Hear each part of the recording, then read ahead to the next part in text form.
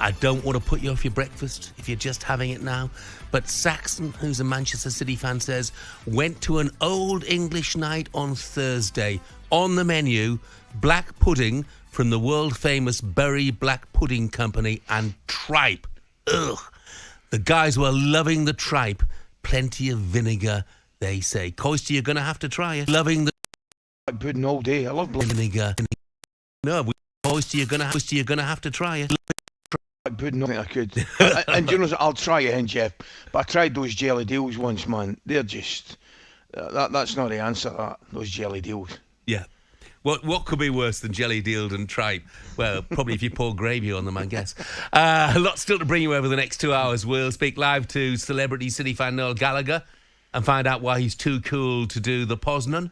1999 treble winner Peter Schmeichel also joins us. He'll tell us exactly what he thinks of the current Manchester United under Eric Ten Hag and what it takes to get a Premier League title over the line. And top former England spin bowler Graham Swan is also with us to reflect on the news that Jimmy Anderson will retire from Test cricket this summer. Now, though, Arsenal got past a poor Manchester United in the pouring rain at Old Trafford. So that 1-0 defeat for United means they've lost a club record 14 league games this season.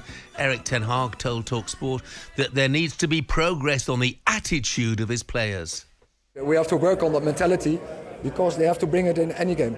It's not acceptable. Every opponent is more than 100% motivated when they play United. And that is what this club, they deserved it in the past and the history. But if you bring this in the future, you have to bring more as your opponents. We see in every match that the opponents, they achieved the highest physical outputs. They perform on a higher physical level as us, as against all the other teams in the league. And so we have to bring that as well in any game.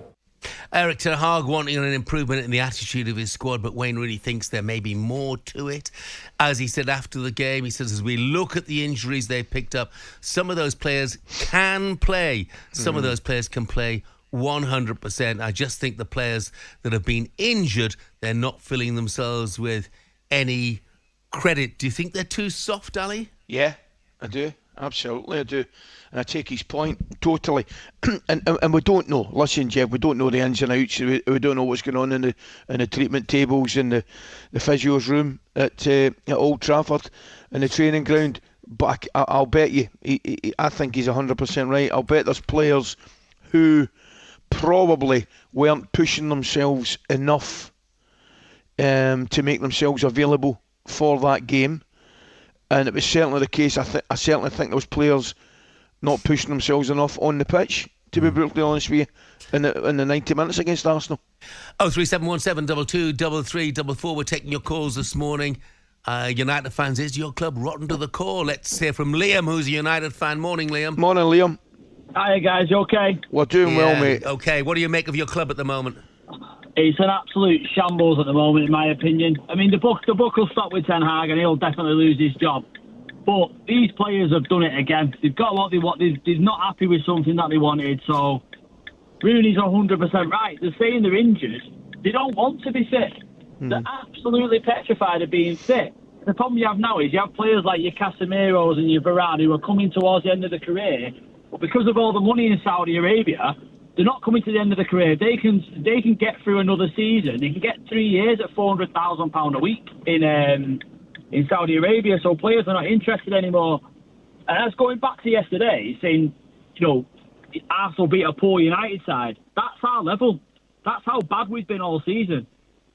Against Palace, that's us. That's how bad we've been, because nobody wants to play for this club anymore. The hardest job in football at the minute is not being Manchester United manager. It's being centre forward at United. We brought a young kid in there who gets absolutely no service. It's ridiculous. I just wonder whether you think that the manager carries some of that responsibility. I mean, why does he persevere with Casemiro at centre half when he had the young boy Willie Camboire on the bench, or even Scott McTominay? Why has he ignored Amad Diallo for so long this season? It's a great question, but he's obviously set in his ways. But if you even look, we've had another bad transfer window again this year. We've not signed anybody and thought, that's a great signing. The signings haven't come off. We've spent stupid amounts of money yet again.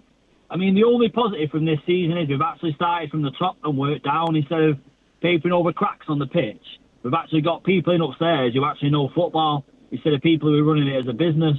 But like Ali said, 5 years, I think you're more talking like 10. I think we're absolutely light years behind the big boys. Light years. I think we'll be 5th, 6th, 7th at best for the next 4 or 5 years, easily.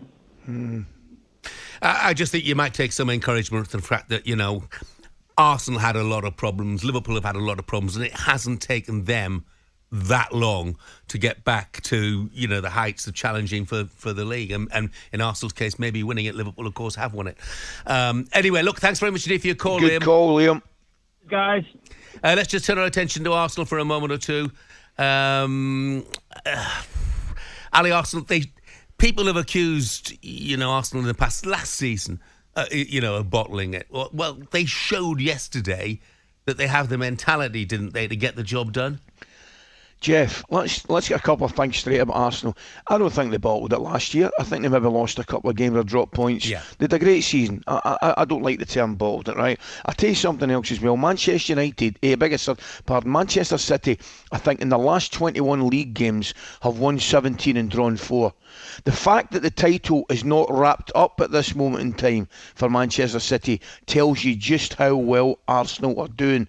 And Liverpool deserve credit as well for hanging on and making it a really enjoyable title race. They've obviously dropped away now. But Arsenal, honestly, Jeff, the Champions League game against Bayern Munich, there was nothing in that game at all. I thought out the 4 halves of football that we saw, I thought that Bayern Munich were the better in the final 45 minutes and deserved to go through, but there was nothing between the teams. Arsenal's record this year in particular has been excellent. Really, it has been excellent. And the fact that they're still in with and it is a realistic chance.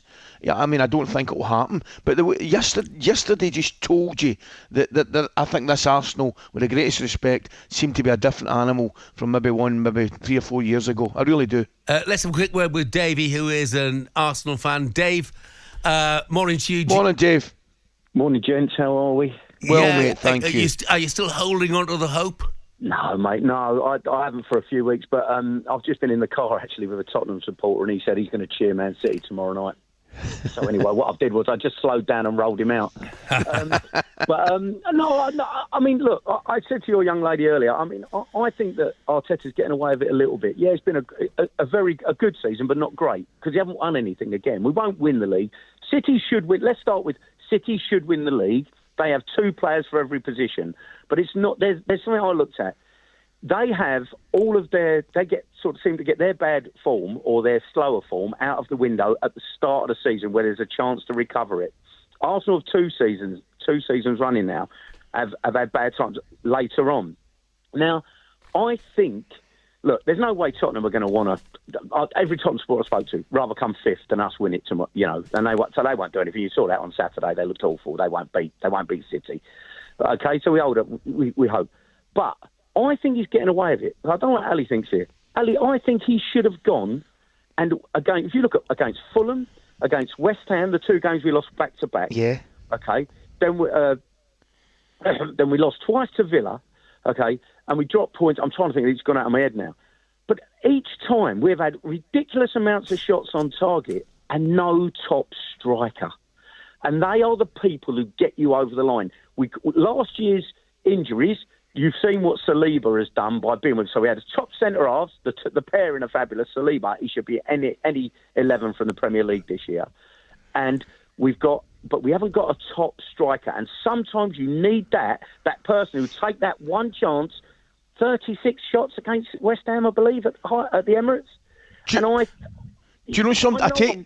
Dave, I take your point. I was at the game, West Ham game, and West Ham were worthy of a victory, I think. Now, I've said all along that I actually think Arsenal will be a better team when out and out centre forward, right? And I stand by that. However, what I would say is, I think Havertz has played that position exceptionally well, and also Manchester City's goals at the weekend it's the first time you've not been top scorers in the league. Arsenal are sitting with, I think they scored 89 goals. 89 goals without a centre forward. So I do take your point, and I'm kind of contradict myself because I still think they would be better with centre forward. But it really hasn't deterred them that much in terms of their goal scoring prowess.